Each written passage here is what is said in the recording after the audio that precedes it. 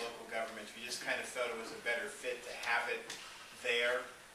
We talked to Senator Isgar about that, who will continue to chair Ag, and it's not an official move until we pass the resolution on opening day or the next day.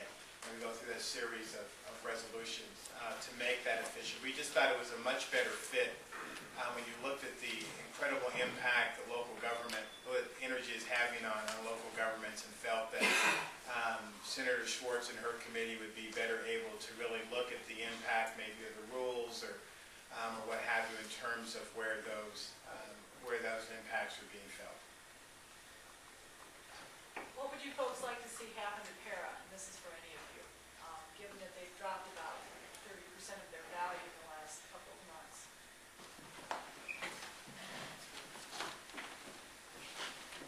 First and foremost, I'd like to see us not to make any drastic moves in regards to Para.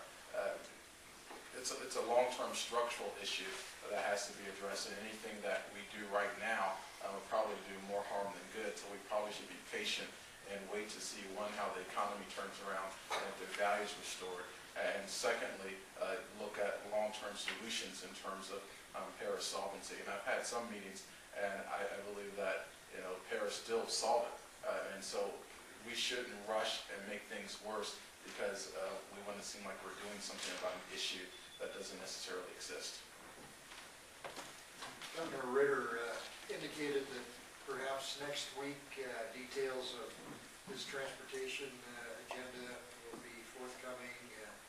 Have any of you been involved in these talks, and if so, what are the details?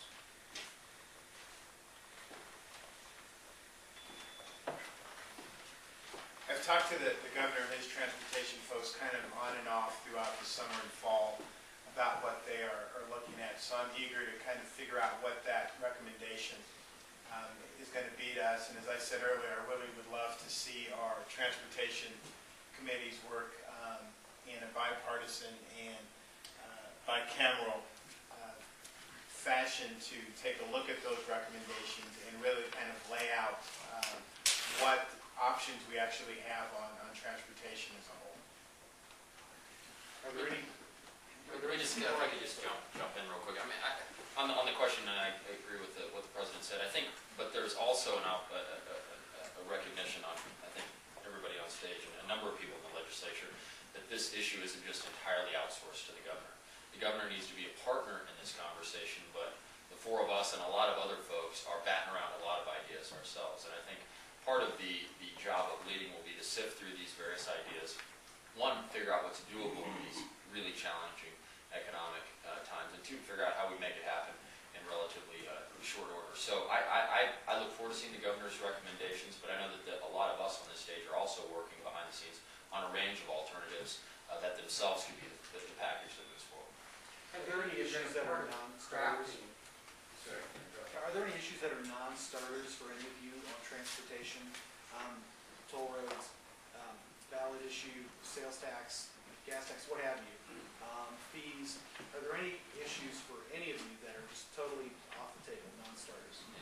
Since I'm standing here, I'll go first. I think that I think we have to be realistic enough to know that large tax increases, large fee increases are going to be a tough sell in this economy, and for good reason. People are struggling. This isn't just sort of rhetoric. This is the reality of where people are right now, and so we have to recognize that. Now, we personally, as these conversations have gone forward, we've tried not to draw lines in the sand, but that, I think, fundamental reality is not lost on most of us, which forces us in turn to be creative and look for creative solutions to drive dollars into the transportation system.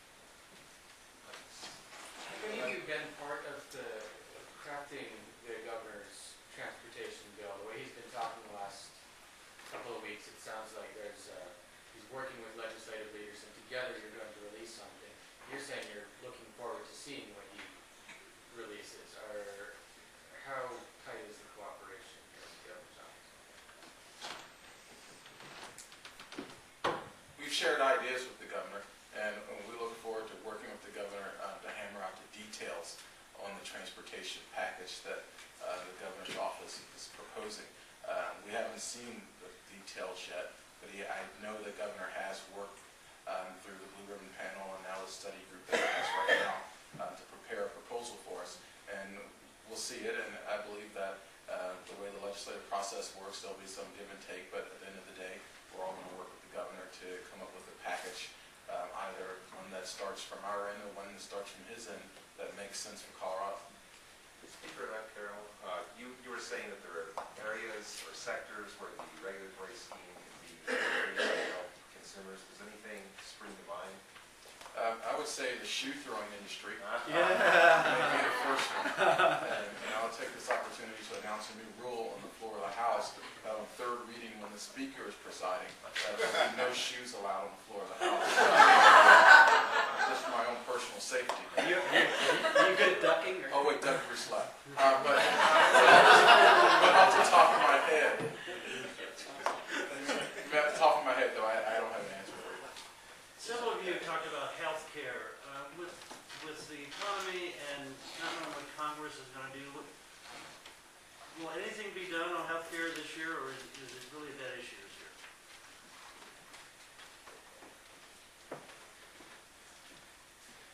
That's a good question. There's so many issues that the new Congress and the new administration are going to be looking at that really impact what the state can and can't do in a number of areas, and I think healthcare is one of those. Although I don't think we ought to just kind of sit back and wait for Congress, which has proven, regardless of who's in charge, not to be able to get anything down Pennsylvania Avenue. So I still think we need to look at what we can do within the constraints of the budget that we're looking at. Finding creative ways to help small businesses offer that benefit to their employees.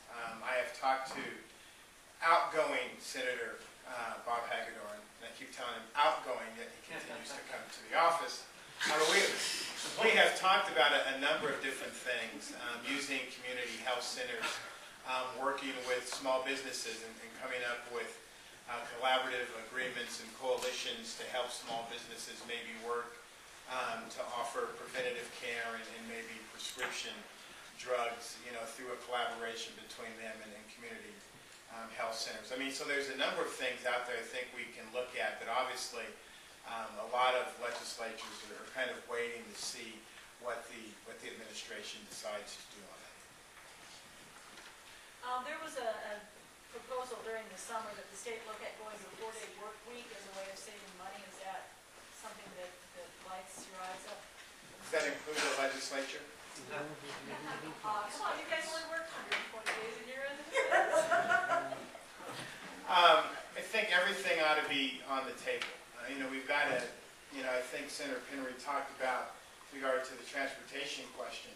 We're trying not to draw these lines in the sand and say we're not going to do it, but I think creative options, particularly because of our constitutional constraints, we've got to have everything on the table to be there to be discussed. A lot of people are talking about bonding. I want to ask all of you if you have thoughts on this. How is putting the state in debt for years to come fiscally responsible? Is bonding really fiscally responsible? I'm happy to speak. As I've looked at the options, there's three general options. One is to raise taxes or fees in a substantial way. I think the public, my guess is the public would probably not view that one favorably, at least based on how they treated similar tax increases last session. The second option is to do nothing, which